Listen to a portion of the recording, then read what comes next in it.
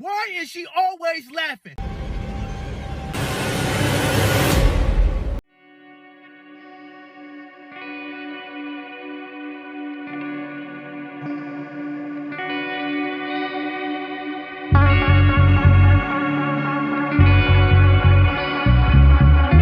Yes, what did you notice after watching this clip? This guy had this to say pertaining to the interview. Today is a sad day because after seeing the Kamala interview, I think we all had come to a conclusion that they would have been better off with Sleepy Joe. This was the most preposterous shit. Why is she always laughing? Did somebody tell you a knock-knock joke without us knowing about it? Knock-knock, who's there? These who? These. She kept looking down at the table for notes as she looked up, making the shit so obvious. You read and know. You make the shit more obvious than Sleepy Joe. What is going on here? And ooh, don't ask this nothing. Oh my God, he won't answer a damn thing. If the FBI was interrogating him, they won't get a mother thing out of him. They will give up within a matter of minutes. He don't know nothing. He ain't been nothing. He don't know. Answer me this one mother question. Are you black? I kid you not. She literally looks at the interviewer, laughs, and say, next question. Black women of America, if that don't tell you the truth, I don't know what will. I got a public school education. I could have did better than this. I did 1 year in a community college, and I could have articulated better than her. Yes, Kamala Harris' first interview is being mocked on social media like never before. I never expected that it will even be to this level. A lot of people have put out videos pertaining to it. It is important we take an exclusive look into what actually happened. When you take a look at this first guy, he is hilarious. He did a good job in analyzing what actually went on. I didn't watch that all. Well, my friends, Kamala's first interview was an utter calamity. It was also incredibly boring. I would have rather gotten a colonoscopy, but I do it for you guys. I'm a martyr. I do it for you. Now, let me start off by saying the bar is so low, it's in the 7th ring of hell. I wasn't expecting much from Kamala Harris, but I was expecting a little bit better. She's had 40 days to prepare. Kamala Harris answered those questions like she'd just been pulled over by highway patrol and was asked to take a breathalyzer and walk in a straight line. Like, ma'am, could you step out of the car? And she's like, my values haven't changed because they're my values. I'm gonna start calling Kamala Anna Nicole Harris. The way she was talking, it was like, I've been very clear. I love fracking. I've been clear since 2020 that I stand by fracking, Dana. Kamala Harris had 40 days to prepare and she did not give one clear, cogent, substantive answer the entire time. One thing I found incredibly ridiculous is asking Kamala Harris what she wants to do on day one. What do you want to do when you get into office? She's been vice president for almost 4 years. I also felt like Dana, whatever, was leading the witness. She was like, Kamala, did you do this because of A, B, or C? This is not the SAT multiple choice section. She's running for president of the United States. Ask her a question and let her answer. Now, Kamala Harris, she's supposed to have the best people around her with all these years of political experience, but let me tell you one mistake they made. Their biggest mistake is that they waited 40 days to do a sit-down interview. Had she been doing regular interviews, the stakes wouldn't have been that high. It wouldn't have been such a big deal. She would have developed a rapport and a cadence with all of these journalists, but instead, we're all watching now with a fine-tooth comb. Yes, I was more interested in looking at the fact check. CNN did something which I've not seen before. CNN fact-checked Kamala after she claimed she changed her position on fracking in 2020. During Kamala's interview, she claimed she became a fan of Baby Dre in 2020.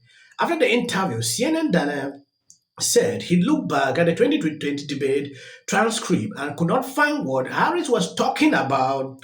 I went over the transcript of that debate. Nowhere in there does she make clear that she had abandoned her previous support for a fracking ban. I certainly did not hear anywhere in that Kamala interview saying that she personally had abandoned her previously expressed 2019 views.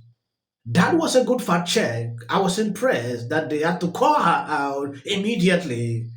Though they usually give her the pass, it was a softball interview, we all know. And Tim Walz, he was there next to Kamala Harris the entire time, but he did not do much better. When he was asked if he lied about IVF or his military record, he said, well, you know, my wife says I don't have the best grammar sometimes. Sir, telling bold-faced lies and then saying, well, I could have had better grammar is the most ridiculous cop-out thing I've ever heard. You clowns had 40 days to prepare, and this is the best product you could come up with. Now, my most important question about the entire interview is this. Why are you guys sitting around a dark, dingy diner slumped over tables? Why don't you look presidential at all? Why are you not sitting down doing an official interview? Kamala, you're hunched over like this, waiting for a shot and a chaser. This whole thing was a calamity. If y'all were gonna do your first interview in a diner, you should have gone to the Waffle House. That place is lit up like the Chrysler Building. I'm starting to think Joe Biden extended his vacation this week because he didn't want to be around at all to answer questions about Kamala's horrific interview. I mean, they really have her hunched over this table in a dark diner. She says she doesn't support the Green New Deal, but they were really saving some electricity having all the lights off.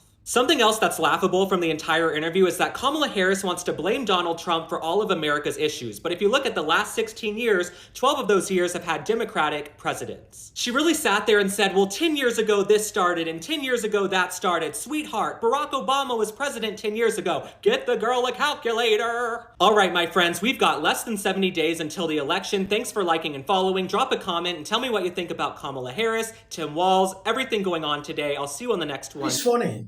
She went further to blame Trump to what is going on in America for about 10 years, forgetting Trump was not president at a certain period like that. Like this guy stated here, that was 10 years ago. Obama was there. So do you even understand what exactly you are talking about? It raised a lot of questions on social media. I was sort of watching this, holistically. What is she saying? What does she look like? What's on the screen? So at the beginning when she's talking about Biden and their record, our screen said, this is called the Chiron, the headline at the bottom. It said, Harris stands by Biden administration economic record. She is making it clear that she will embrace and be a continuation of Biden's economic policy, his record, what they've done. She offered no remorse, no regrets, no introspection about anything they've done. She continued to blame inflation on this fantasy price gouging idea. She had no additional thoughts on the economic situation in the country or what they've done beyond just saying, Joe Biden and I have done a great job. Now, if I were the Trump people, I would be salivating over the idea that that's how they are going to run the race. I don't believe it's tenable. I also thought it was interesting that she didn't take any responsibility at the end for telling the American people that Joe Biden was fine and he was strong. I mean, we all know that's not true. That's why he's out of the race, and she's still standing by the idea that he was fine and he's strong and that he's fine today. Nobody believes that, and I just think at some point, then why isn't he running? Because he's too old. Exactly why Kamala decided to have this interview on CNN with Dana. She knew Dana will not ask that questions. So we've been expecting no difficult questions, just normal discussions. Asking, will you pick up a Republican to save in your ministry? Look at the kind of questions. When I saw that, I had to what is this? If it was Trump, they would look for the most difficult questions, to psychologically defeat him. That is what they do. But when it's her, they go. And I'm glad people are saying this. When you take a look at the reactions on social media, it clearly shows a different scenario between her and Trump, and they cannot be deceived. She tried to pretend here. Imagine going for an interview, you take up your vice president to follow you all through. It is crazy, right? It is insane. At a certain point, when I see NBC News calling her out the way they should do. You made press because you were on Stephen Colbert's show, and he said something like, you guys at CNN just report the news straight, and the crowd burst into laughter. That tells you a lot, doesn't it? I mean, how do you guys think you are doing in that arena of this is a terribly divided country? I will never criticize them. This is silly. About Barack Obama when it comes to The theme here at the DNC is that they're going to go after corporate gouging. What's your favorite policy of Kamala's? her being president. And if the pace plays leaving a speech from Michelle Obama that I have to say is one of the best gun-toting Abby, we were talking Kamala. Trump. Damn Kamala. Kamala Harris is in office right now and has not tried to do anything about the border, has not tried to not tax people on tips. For some people, it's already started. But when you disrespect Kamala Harris... They say the economy's great. Just look at the jobs numbers.